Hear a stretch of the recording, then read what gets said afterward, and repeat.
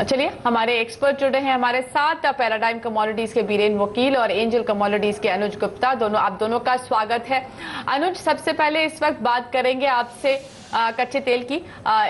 इस वक्त क्या करना चाहिए, क्या डायरेक्शन दिख रहा है आपको? लगता है ये मोमेंटम आगे भी कंटिन्यू रहेगा?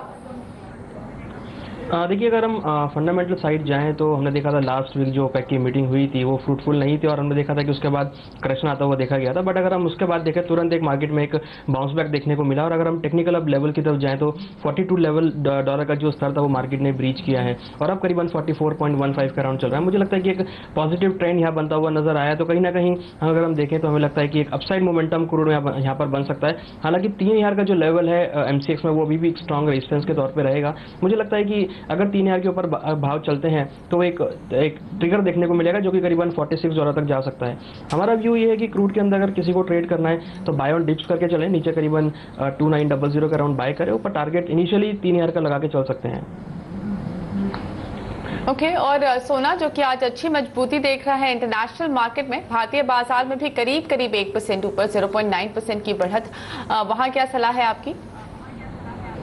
देखिए, गोल्ड में भी अगर देखें तो $1250 का एक रेजिस्टेंस था जो मार्केट ने ब्रीच किया है और अब करीबन 1258-1260 की रेंज में चल रहा है। मुझे लगता है कि एक पॉजिटिव ट्रिगर कंटिन्यूस गोल्ड में बना हुआ है। अगर हम फंडामेंटल साइड जाएं तो इंटरेस्ट रेट को देखकर अभी भी अटकल लगाई जा रही है कि इंटरेस्ट रेट हो सकता है कि अभी ना बढ़े, नेक्स्ट टाइम बढ़े। और हो सकता है कि अगर हम देखें तो कहीं ना कहीं ETF की जो होल्डिंग है वो यहाँ बढ़ती हुई नजर आई है। तो कहीं ना कहीं अगर हम देखें तो पॉजिटिव ट्रिगर यहाँ पर ज़्यादा देखने को मिले हैं। साथ में अगर देखें तो गोल्ड के अंदर अगर देखें तो इक्विटी मार्केट में हमने जो कल करेक्शन देखा था और अब जो करेक्शन हम देख रहे हैं, मुझे लगता है कि उसका सपोर्ट भी यहाँ गोल्ड को मिलता हुआ नजर आ रहा है। तो फंडामेंटल साइड कुछ सपोर्टिव हुए हैं, साथ में टेक्निकल साइड भी अगर देखें तो यहाँ पर पॉजिटिव होते हुए दिखाई दिए हैं और साथ में अगर देखें तो वॉल्यूम जो है वो यहाँ बढ़ते हुए नजर आए हैं। तो अगर हम देखें तो दोनों ही साइड से गोल्ड के अंदर एक काफी सपोर्टिव फैक्टर देखने को मिले हैं। तो हमारा व्यू लगता है कि गोल्ड के अंदर अभी पॉजिटिव ही रहेगा।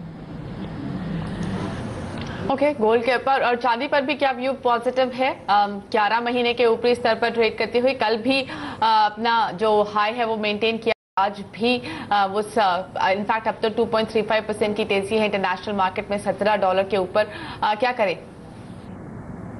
देखिए, इसमें मोस्ट इंटरेस्टिंग जो है वो गोल्ड और सिल्वर की इक्वेशन है। अगर हम देखें तो सिल्वर कंपैरेटिवली गोल्ड से ज़्यादा तेजी हमें लग रही है और हमने देखा भी है कि अगर हम पिछले 3 दिनों को देखें तो सिल्वर ने ज़्यादा आउट परफॉर्म किया है गोल्ड को। तो मुझे लगता है कि सिल्वर के अंदर जो ट्रेंड है वो पॉजिटिव है और साथ में अब बेस मेटल ने भी चलना चालू किया है। तो कहीं ना कहीं जो बेस मेटल पहले ब्रेक लगा रहे थे सिल्वर पे, अब वो मुझे लगता है कि अब सपोर्ट करेंगे। हमने देखा है कि सिल्वर में के भावों में तेजी देखने को मिली है।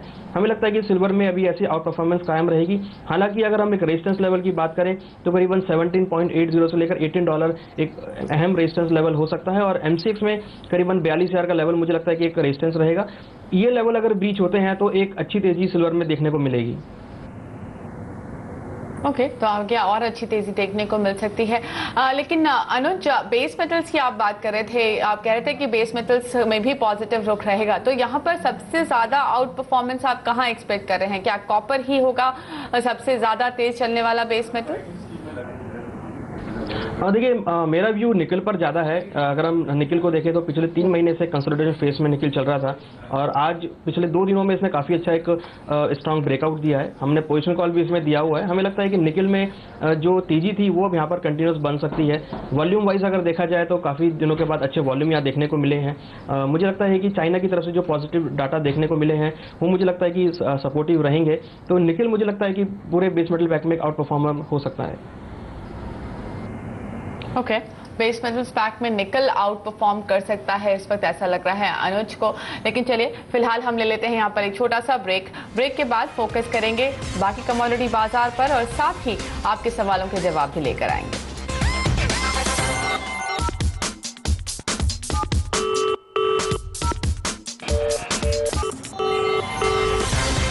आप देख रहे हैं कमोडिटी कॉल। हमारे साथ हमारे दोनों एक्सपर्ट बीरेन वकील और साथ ही अनुज गुप्ता जुड़े हुए हैं।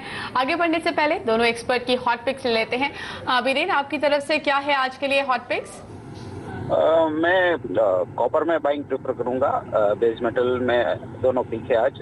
कॉपर 326 के आसपास बाइंग प्रेफर करूंगा। 335-36 का टारगेट रहेगा और 320 का स्टॉप लॉस रहेगा।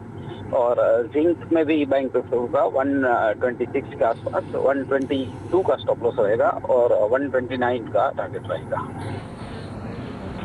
और अनुज, आप एग्री कमोडिटीज में कहाँ आज हॉट पिक्स बता रहे हैं, लगता है कहाँ है पैसे लगाने का मौका? देखिए, एग्री कमोडिटीज़ में हमें लगता है रिफाइंड सोया और गुआर सीड दोनों में एक अच्छी तेजी बनी हुई है, इसमें बाय इनिशिएट कर सकते हैं। रिफाइंड सोया करीबन 676 के अराउंड बाय इनिशिएट कर सकते हैं, टारगेट करीबन 690 रुपये तक देखने को मिल सकता है। गुआर सीड के अंदर भी काफ़ी अच्छा ब्रेकआउट है, तो करीबन 3340 के अराउंड बाय इनिशिएट कर सकते हैं, टारगेट करीबन 3500 रुपये तक देखने को मिल सकता है। दोनों ही कॉल को पोजिशनल तौर पर भी ट्रेड कर सकते हैं।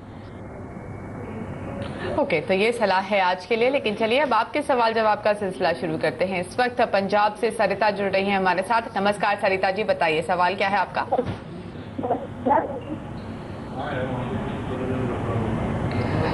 अपना सवाल पूछिए, आपकी आवाज थोड़ी रुक रुक के आ रही है। मेरा सवाल है, मैंने 315 से 3 है। आपने कॉपर बेचा है 315 पर 3 लॉट। जी ठीक है। बीरेन, क्या सलाह होगी? इन्होंने 3 लॉट बेचे हैं कॉपर के 315 पर, मजबूती देख रहा है, क्या निकल जाना चाहिए इनको अपनी पोजीशन से? उनको निकल जाना चाहिए। मैं इसमें और भी अपसाइड देख रहा हूँ। चाइनीज बेस मेटल मार्केट काफी तेज है, कॉपर यहाँ से करीबन और 5-6 रुपया तेज होना चाहिए। ओके, तो यहाँ से और तेजी आएगी, अभी तो आप निकल जाइए, यही सलाह है आपके लिए। अगला सवाल लेते हैं, पंजाब से ही अमरजीत जी जुड़ रहे हैं। नमस्कार अमरजीत जी, बताइए क्या सवाल है? हमारे पास ही मैंथा है, मैंथा ऑयल। आपने खुद, आपका खुद की प्रोड्यूस है या आपने खरीदा है? नहीं, ये प्रोड्यूसिंग है। ओके, मेंथा ऑयल आपके पास है। अनुज, क्या सलाह देंगे इनको? मेंथा ऑयल इनके पास है, इन्होंने जो हमें एसएमएस भेजा था उन्होंने लिखा था 7.5 टन इनके पास मेंथा ऑयल है, क्या करें ये?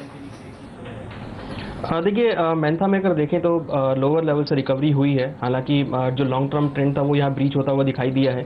वॉल्यूम डेफिनेटली यहाँ इंक्रीज होते हुए दिखाई दिए हैं। कहीं ना कहीं मुझे लगता है कि जो एक गिरावट बड़ा सेशन था वो खत्म होता हुआ दिखाई दिया है यहाँ पर, और एक पॉजिटिव ट्रेंड यहाँ स्टार्ट हुआ है। मुझे लगता है कि जिनकी मेंथा में बाइंग है वो अभी होल्ड कर सकते हैं, या फिर जो शॉर्ट में खड़े हैं वो शॉर्ट से निकलकर बाइंग में आए।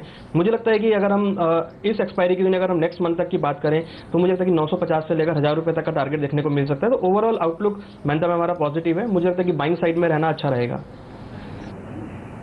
ओके, तो बाय साइड में रहना चाहिए इस वक्त। अगर किसी ने शॉर्ट पोजीशन बनाई है तो वहां से भी निकलने की सलाह है अनुज की तरफ से। चलिए अब चलेंगे उड़ीसा, भुवनेश्वर। इताकर खान ने हमें फोन किया है। नमस्कार खान साहब, बताइए सवाल क्या है आपका? हाँ नमस्कार मैडम। मेरा सवाल ये था, मैं गोल्ड पे 2 लॉट सेल किया हूँ 28,570 से, भैया मेरा रेट कब तक आ जाएगा मैडम ये? बीरेन, इन्होंने सोने में सेल की पोजीशन बनाई है 28,570 के लेवल पर, काफी उछल गया है, 30,000 के लेवल्स की बात हो रही है, क्या करना चाहिए इनको? मैं ऐसा मान रहा हूँ कि कहीं भी स्टॉप लॉस 2% के ऊपर नहीं होना चाहिए बेस वैल्यू का। तो अभी मार्केट काफी उनके अनफेयर में है। प्रोटेक्टिव स्टॉप पे 29,600 अगर ब्रेक करता है तो निकल जाना चाहिए, क्योंकि ये ऐसी कमोडिटी है जो काफी ओवरशूट हो सकती है। जी, कमोडिटी में वैसे भी ज्यादा लंबा स्टॉप लॉस हमारे एक्सपर्ट भी नहीं सजेस्ट करते। आप भी जब पोजीशन बनाएं ज्यादा लंबा स्टॉप लॉस ना रखें। आपकी पोजीशन से काफी ज्यादा ऊपर आ चुका है सोना। अब सलाह ये है कि आप 29,600 का एक स्टॉप लॉस जरूर लगा लीजिए, उसके ऊपर जाए तब जरूर निकलिए, और थोड़ा भी नीचे आता है तो भी आप निकलने की ही कोशिश करिए। चलिए अगला सवाल लेंगे। इस वक्त महाराष्ट्र से वित्थल जी जुड़ रहे हैं हमारे साथ। नमस्कार वित्थल जी, बताइए सवाल क्या है आपका? हाँ, ये सोयाबीन के भाव में पूछने का था, क्या कब तक रेंज कहाँ तक जाएगी उसकी? आप किसान हैं? हाँ बोलिए। हाँ किसान जी। जी अनुज, इन्होंने सोयाबीन खरीदा है, आप कह रहे हैं सोयाबीन थोड़ा पॉजिटिव दिख रहा है, क्या और रुके, इनको मुनाफा होगा? देखिए, हमारी जो टॉपिक थी वो रिफाइंड सोया में है। अगर हम उसी के देखें फैमिलियर, तो कहीं ना कहीं सोयाबीन के अंदर भी जो ट्रेंड है पॉजिटिव बना है। फंडामेंटल्स की बात करें तो अर्जेंटीना में कंटिन्यूस बारिश बनी हुई है, साथ में जो यूएसडी की रिपोर्ट आई थी उसमें भी कहीं ना कहीं प्रोडक्शन कम बताया गया है। तो मुझे लगता है कि जो इंटरनेशनल संकेत हैं वो काफ़ी पॉजिटिव हैं, काफ़ी सपोर्टिव है सोयाबीन के लिए। मुझे लगता है कि सोयाबीन के अंदर बाइंग में रहना अच्छा रहेगा। अगर हम एक इनिशियल टारगेट की बात करें तो करीबन 4400 से लेकर 4450 मीन्स करंट रेंज में करीबन 100 से 150 रुपये की तेजी यहाँ देखने को मिल सकती है। ओके, चलिए अगला सवाल लेते हैं। वेस्ट बंगाल से महेश जी जुड़ रहे हैं। नमस्कार महेश जी, बताइए सवाल क्या है आपका। जी मैडम नमस्कार। जी मेरा सवाल ये है कि जी, मेरा बताइए। 36,575 में मेरा 10 लोड सिल्वर लिया हुआ है। खरीदा है आपने? हेलो जी ओके, आपका सवाल ले लेते हैं। अनुज, इन्होंने बीरेन, इन्होंने चांदी खरीदी हुई है 10 लॉट 36,575 पर। क्या और रुके और मजबूती रहेगी? इनको किस टारगेट के लिए अपनी पोजीशन पे बने रहना चाहिए? अब होल्ड करना चाहिए। अभी तो इसमें स्ट्रेंथ है। अगर 4122 41,200 के ऊपर संभल जाती है तो शायद 42,400 तक हम देखेंगे। ट्रेलिंग स्टॉप लॉस वो 39,000 का रख सकते हैं, जिसके हिसाब से उनका वो 2500 रुपये का प्रॉफिट सिक्योर हो जाए। ओके, तो 39,000 पर आप एक स्टॉप लॉस लगा लीजिए और उसके साथ आप ट्रेलिंग स्टॉप लॉस, बेसिकली आपको उस पर भी मुनाफा होगा, लेकिन उस लेवल को जरूर ध्यान रखिए। और अभी आप होल्ड करके रखिए, आगे और मजबूती दिख रही है। लेकिन चलिए लेते हैं यहाँ पर एक छोटा सा ब्रेक, और ब्रेक के बाद कुछ और दर्शकों के सवाल।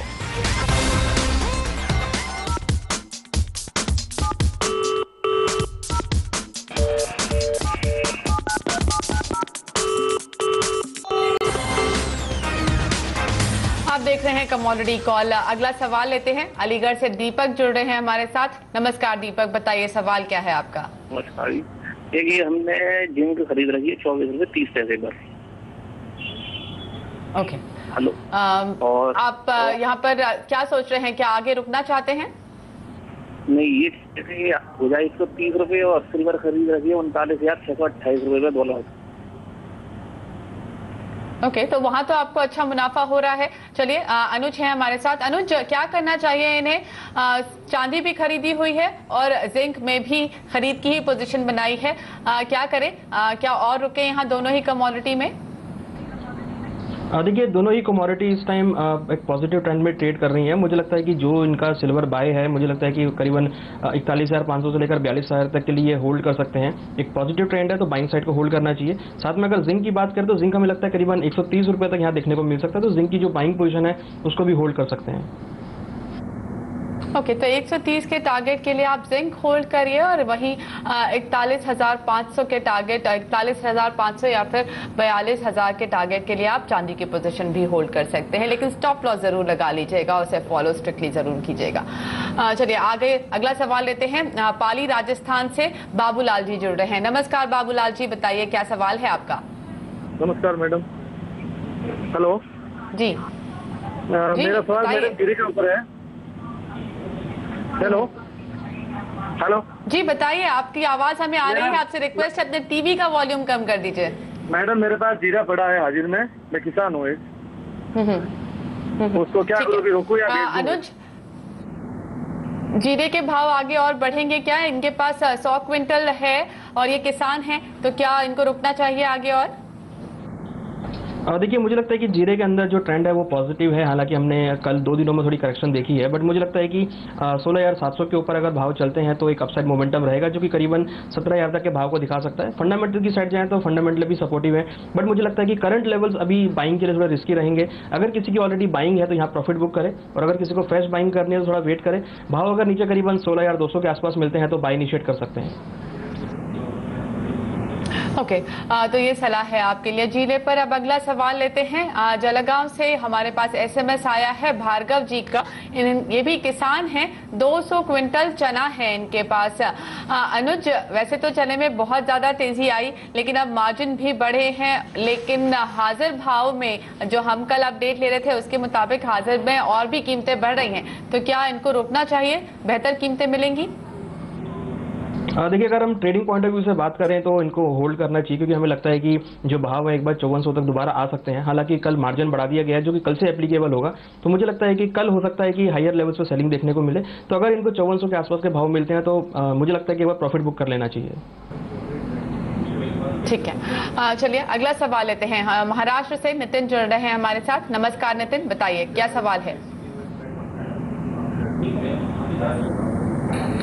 राइट, नितिन से संपर्क नहीं हो पा रहा, लेकिन आशीष जुड़ रहे हैं हमारे साथ इस वक्त। आशीष इंदौर से जुड़ रहे हैं। नमस्कार आशीष, बताइए सवाल क्या है आपका। मैम 520 में मैं गोल्ड बेच रखे, 20 गोल्ड बेच रखे हैं। किस भाव पे बेचा है आपने सोना? 520 520 29,520 29,520 पे आपने सोना बेचा हुआ है। बीरेन, क्या ये सही स्ट्रैटेजी है? इन्हें रुकना चाहिए सोने में? 29,520 पर इन्होंने सोना बेचा हुआ है। उनको 29,660 का स्टॉप लॉस रखना चाहिए और कहीं डिप्स मिलता है हल्का 29,300 350 का, तो वहाँ प्रॉफिट बुक कर लेना चाहिए। फिलहाल ये बुलिश कमोडिटी है एज ऑफ नाउ। ओके, तो बुलिश कमोडिटी है। सोने में इस वक्त ट्रेंड पॉजिटिव दिख रहा है, लगता है और बढ़त आएगी तो थोड़ी भी गिरावट आए तो आप यहाँ मुनाफा बुक करने की कोशिश करिए, अपनी पोजीशन से निकलने की कोशिश करिए। बीरेन और अनुज, आप दोनों का बहुत बहुत धन्यवाद समय निकालने के लिए। कमोडिटी कॉल में आज के लिए इतना ही, लेकिन आप बने रहिए CNBC आवाज के साथ। हमारी टीम की तरफ से नमस्कार।